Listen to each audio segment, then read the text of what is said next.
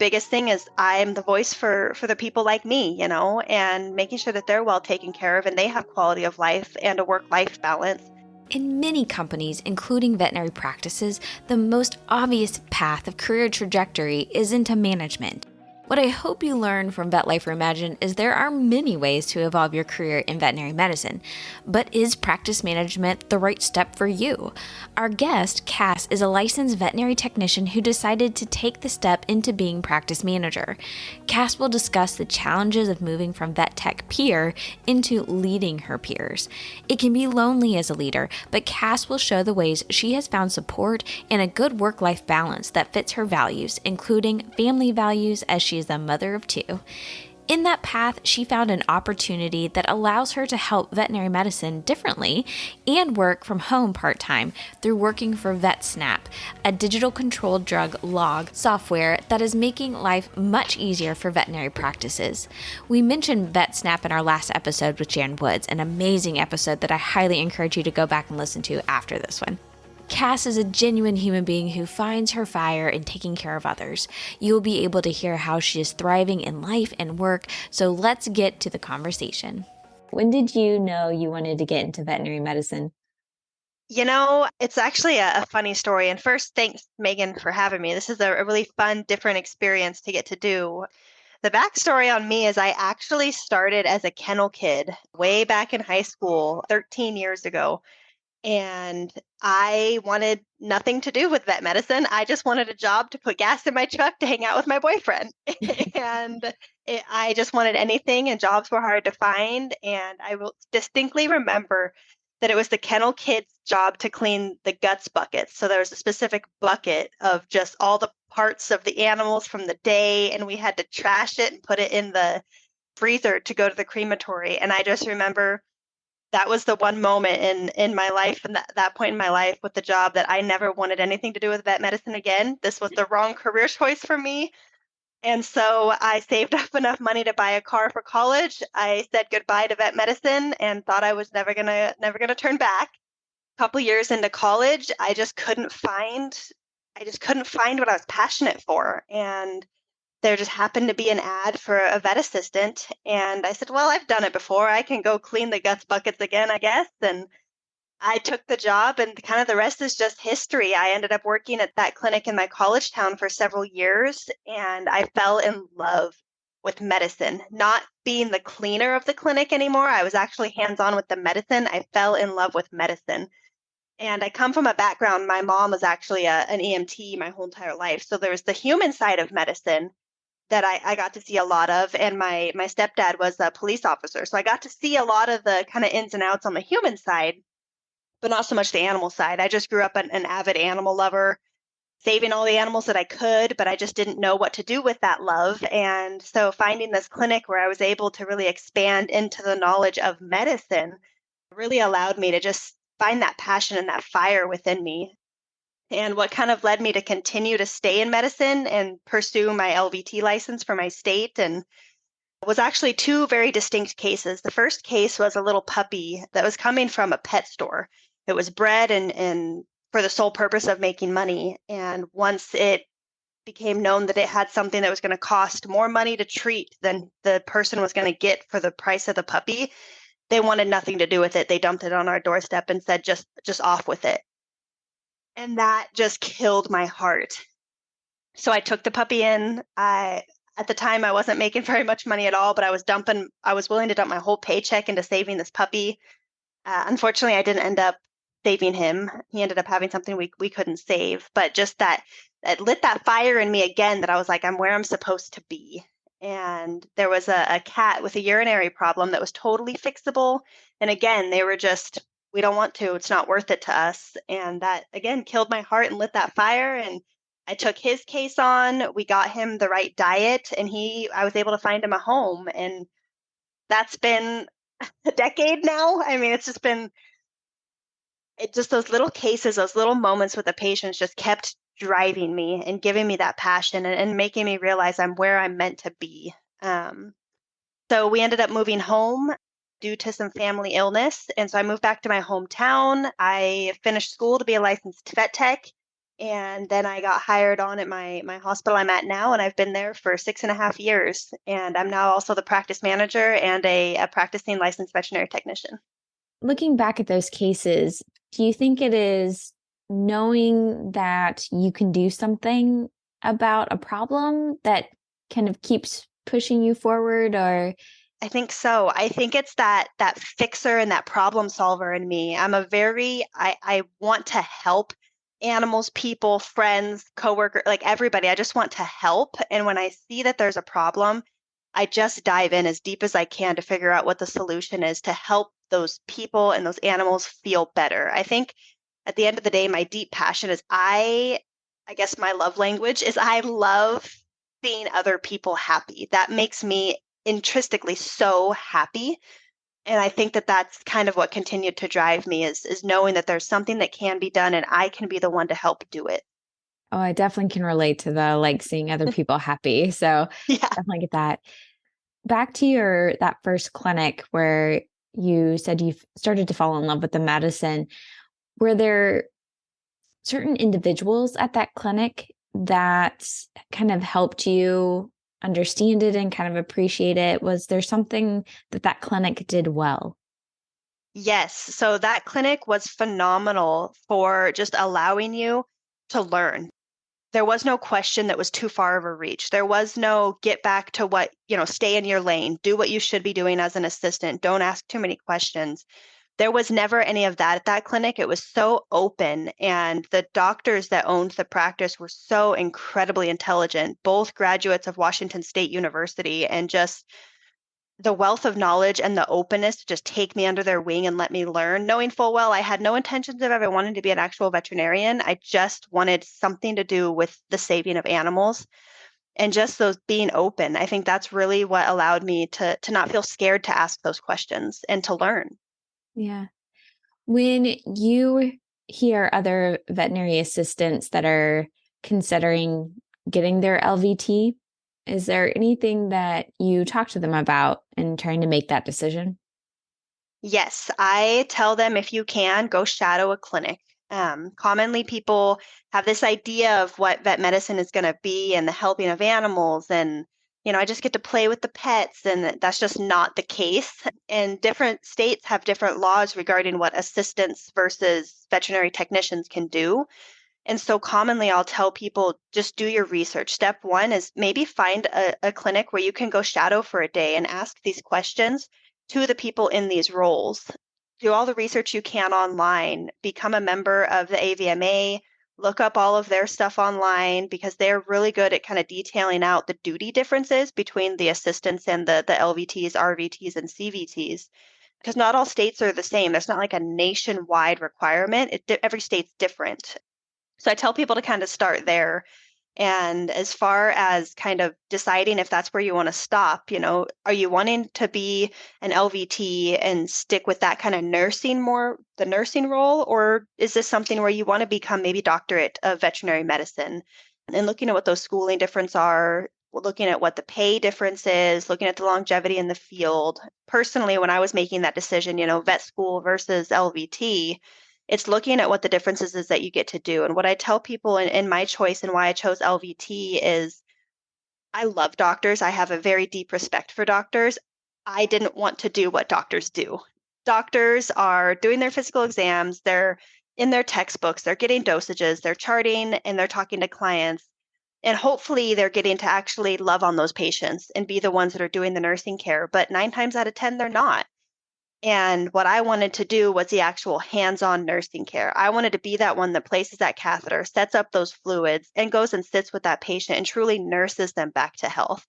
And so I would guide people in really kind of, deciding what it is that you want to do and really learning what those different roles are and the duties of the day to day. Because sure, there may be a day where a doctor gets to go do those things that an LVT gets to do, but on a busy day, on kind of looking at the bigger picture, they may not get to do that as much.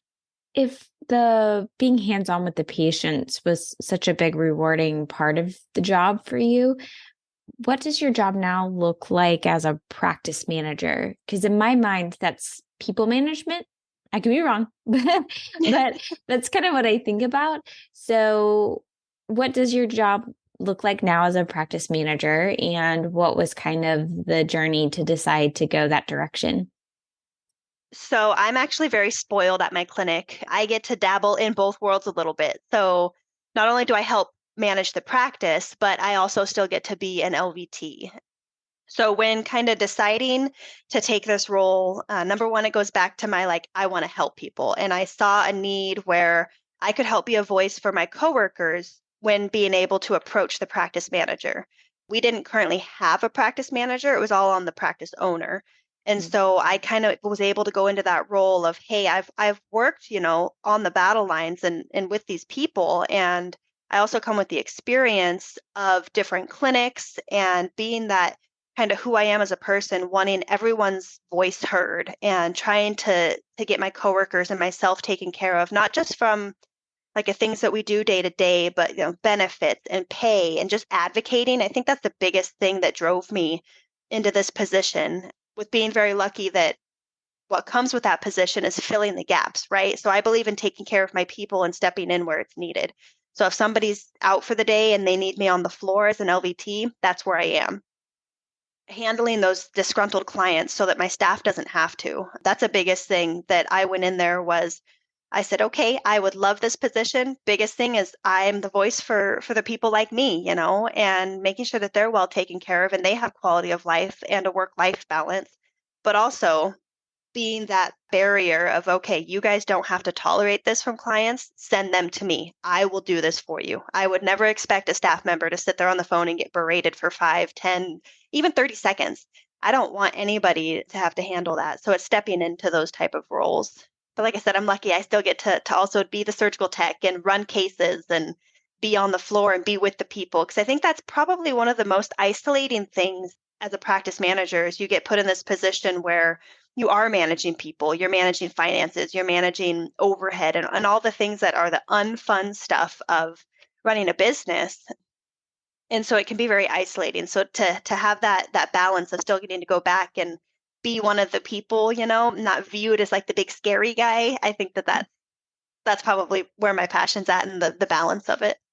What a great point. And I think all the more reasons also, if you are a practice manager, to make sure that you get support, whether it's joining different groups for practice managers, so you can kind of get that support system who kind of knows what you're going through. I also understand wanting to do lots of different things. That's kind of why I like what I do now personally. But then maybe I'm getting a little defensive for you. Is it hard to draw a line sometimes between, I'm Cass, the technician, setting up for surgery, assisting surgery, and then I'm Cass, the practice manager. I hate to say draw the line, but do you know Right, like what I'm right. trying to say? Okay. Yep. No, it is. It that definitely is one of the more harder parts of coming from, I would say, my position of starting as an LVT and then promoting up within the practice, because there then kind of becomes this, okay, I have to have boundaries, but at the same time, like I'm still me, I'm still the same me that you've known the last 6 years. It's just now I have to be the one to uphold the policies. And that can definitely be difficult, especially because I care so much about the people as people first. Like that's my biggest saying is we are people first, we're employees second.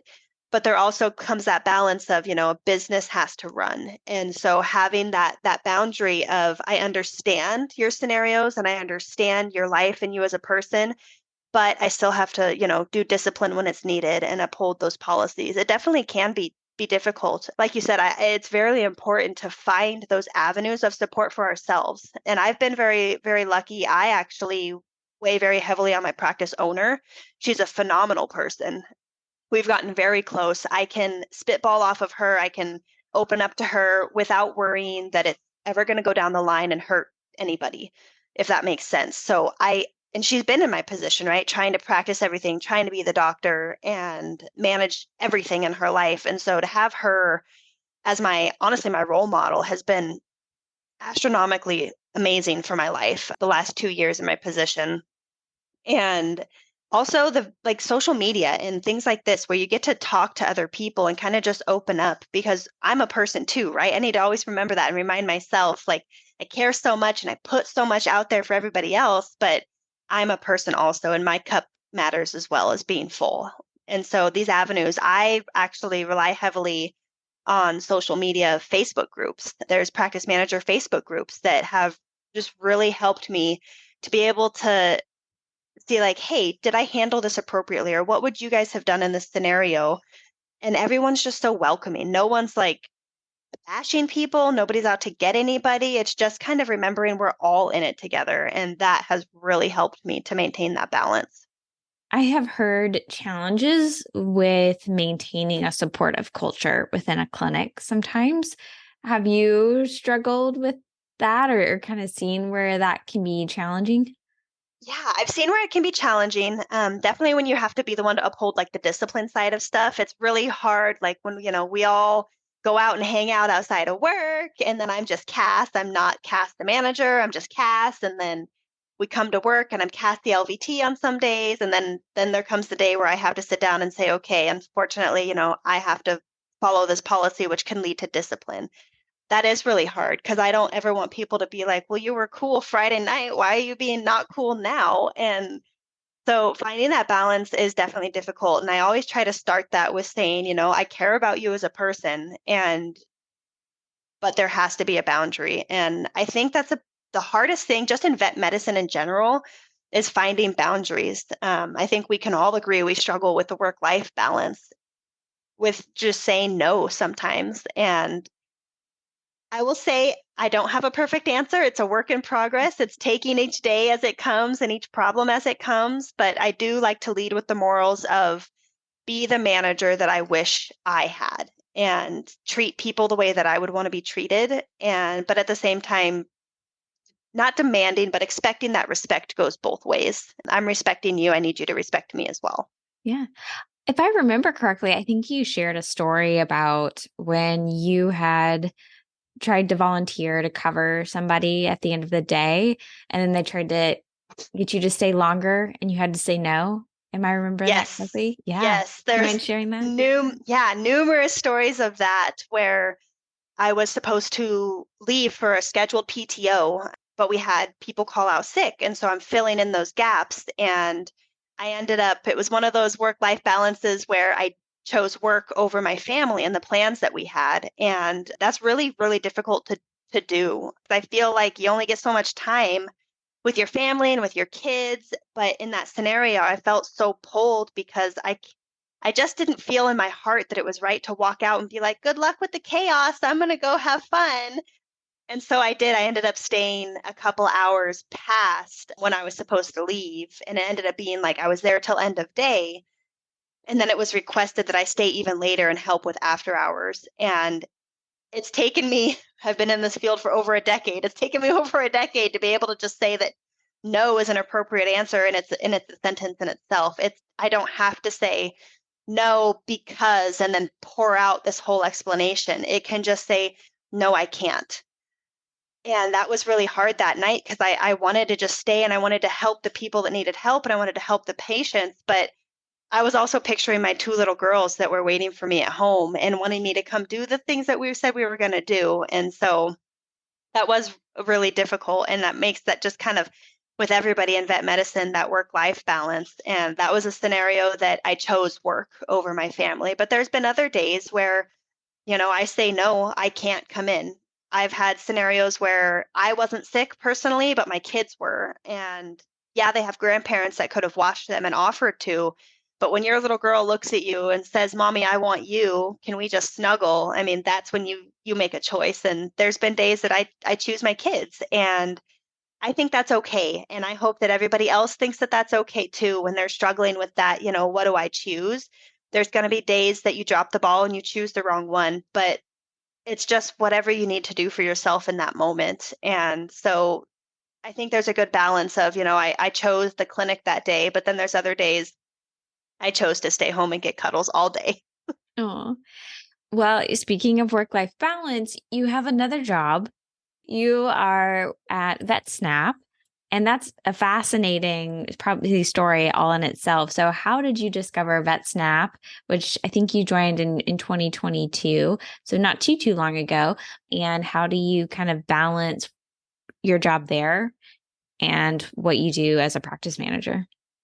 Yes. So, a little bit on me. I'm a chronic workaholic, in recovery, but still, I think anybody in vet medicine kind of is. But honestly, it started as I had children and I was forced to kind of step back out of working full time, punching all gears that I had in clinic, but at the same time kind of having that issue that we all face in the United States in any job of, well, I still need money to provide for my family, but I want to be home with my family.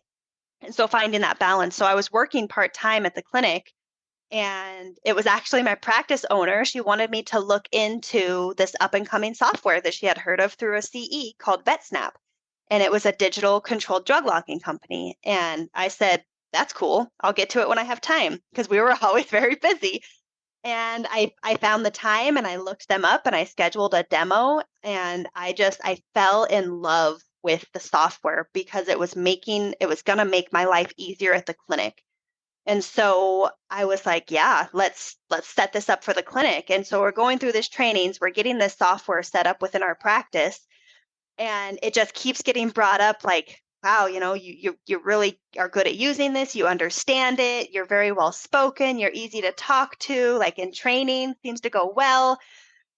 That they were like, man, this would be kind of a neat thing if we could get someone like you to join our team, but we will not remove you from your practice. They were adamant. They're like, we are not here to steal people from clinics. Just if you ever find yourself in a scenario. And I just happened to say, well, I only work 3 days a week. And I mean, just light bulbs, they just got so excited. And so that just kind of started our relationship of kind of meeting with them and seeing maybe what could work for me to help put this software in other practices. Again, kind of going back to that, I want to help everybody. And I knew this software could help people.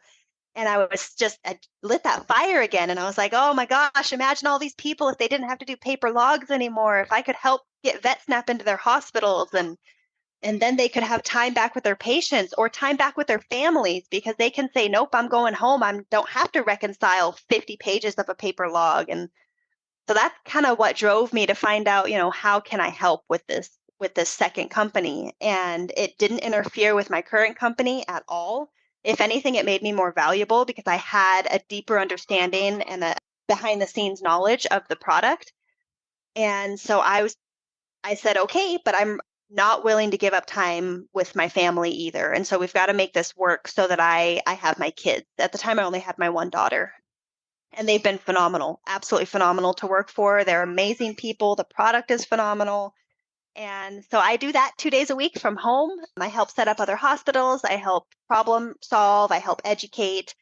And then the other 3 days a week, I'm in hospital. And I think that gave me that kind of perfect mix of a work-life balance where I'm still in clinic because I just can't let go of medicine. I'm not ready to let go of the hands-on medicine and getting out of my house and being around people. Anybody that's a mom will understand that. And but at the same time, still having that fulfilling feeling of I'm still providing as much financially to my family as I feel like I need to or that I want to, but not having to give up that time with my kids either. And so it's just been such a nice balance for me, especially being a chronic workaholic where I would go work 7 days a week outside the home easily.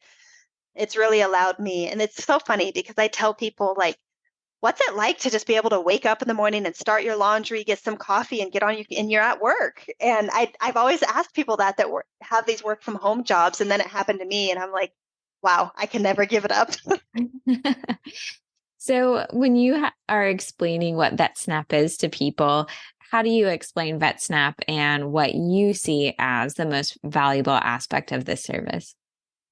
Yeah, the short is VetSnap is a digital controlled drug logging company that is on any computer, phone, iPad, anything you have. It's just internet based. It's an app. And what it does is it integrates with your practice management system. So when you need to log that Fluffy Smith got ketamine, you go into VetSnap, you can type in the client number, type in the patient number. It's going to autofill all that DEA required log information that's needed. You put in the drug, you put in the quantity, and boom, your log entry is done. And then it's reconciling and matching with your PIM system on your invoice side of things and letting you flagging if there's any errors. So if say you invoiced out for a mill, but then in your log entry you put 1.2, it catches that discrepancy and allows you to make that correction right away instead of waiting until the end of the container life and you're at, this many pages into a paper logbook and you're like, I don't know what's missing. And so I think that's probably the biggest sell point for me was like, we're not going to have missed log entries anymore at my practice. I was spending hours every month going back through and doing a who got report with an Avamark and printing it off and checking off every single thing. And so to just have something that's showing you those issues in real time, within a 24-hour period, I know what's missed. I know what was entered wrong. I know if it was entered wrong in VetSnap or within my PIMS, so I can go make those appropriate adjustments on the inventory side of things within my practice management system if I need to. And that's just been huge as far as getting that time back. Like I said, and what used to take me hours is only taking me minutes, and I can check it every single day and stay on top of it instead of being like, well, that was the ketamine bottle we opened 3 months ago because we're low volume. I don't know what happened to all this. And so it's also gave me that peace of mind if we were to ever have a DEA agent walk in. I feel much more secure in the process that we're doing. So yeah, hopefully that answers that enough. Yeah, well, and the fact that you're doing this every single day, you live it, you can really appreciate the product and the value that it can bring a clinic. So thank you for sharing that. Um, Yeah. when it comes back to, veterinary medicine as well, you're able to see vet med from kind of two different perspectives from, talking to people about making sure controlled drugs are reported appropriately, running your current practice. You probably hear a lot about vet med from these perspectives. So what do you see as something that you're most excited about when it comes to just being part of the veterinary medicine profession? I think the number one thing that I'm most excited about is bettering the lives of animals. I mean, we're starting just in the 10 years that I guess it's been longer than 10 years now. Time gets away from you the older you get, but it's been a while. Let's just stick with that. But getting to see the advancements in medicine, we have animals that instead of living to be 7, 8 years old, they're living to be 17, 18 years old. And seeing that quality of life that it improves for clients and owners. I mean, I still have the horse I had as a child. I got him when I was 9 and I'm no longer 9. He's now 35 years old and I still have him.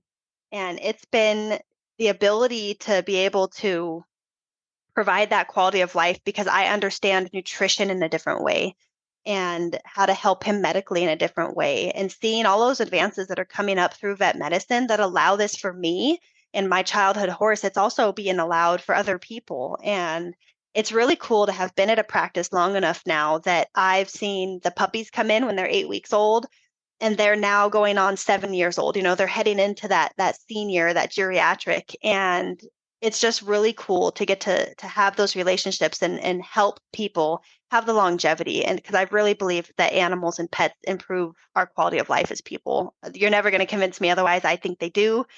And so I think that's what's really exciting about vet medicine is just seeing how, again, going back to that caring about everybody and animals, they matter. And I care about how animals make people feel. And so getting to help that and see it coming up through medicine is exciting.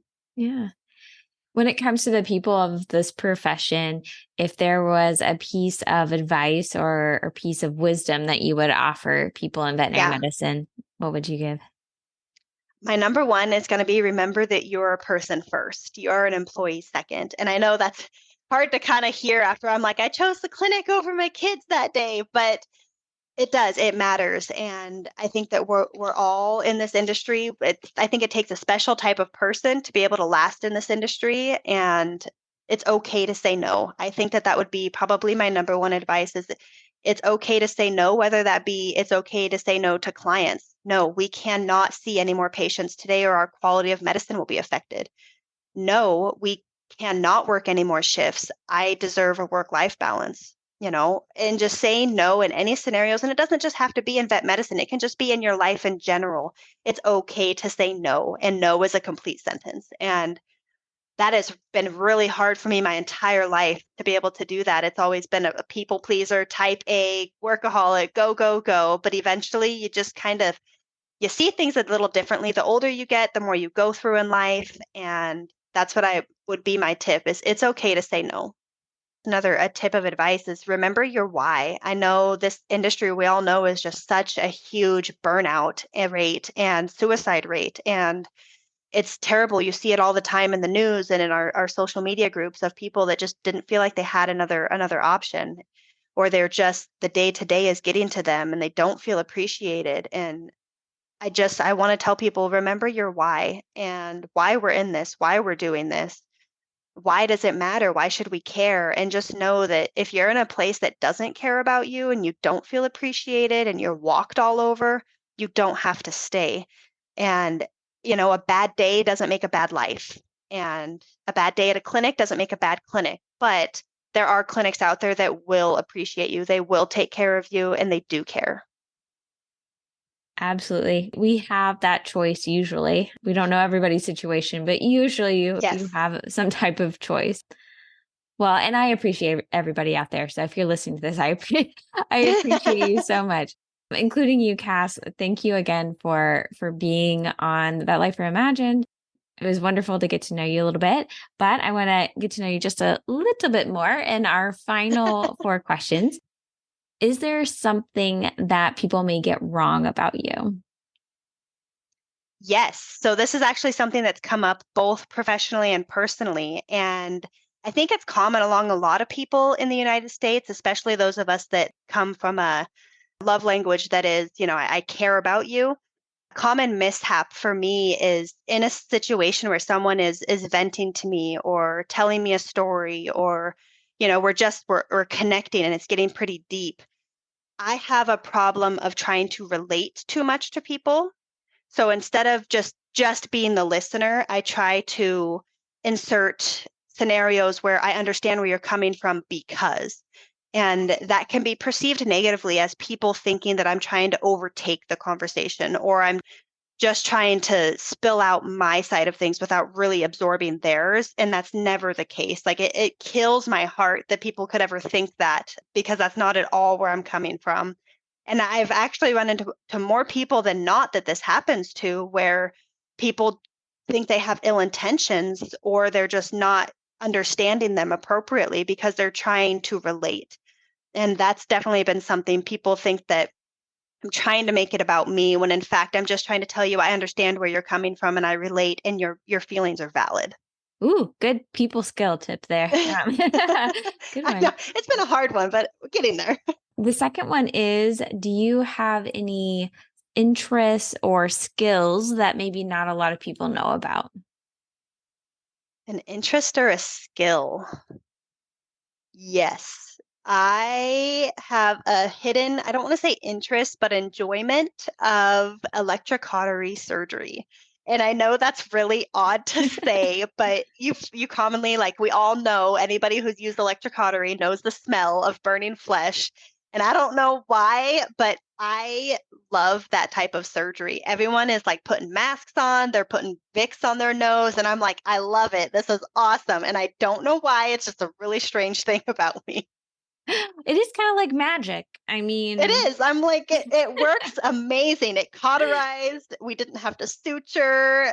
I don't know if it's like kind of I grew up in a family of hunters, so like the blood and the tissue and the stuff doesn't bother me, but that's an interesting thing. it is. Do you have anything on your bucket list that you would like to do?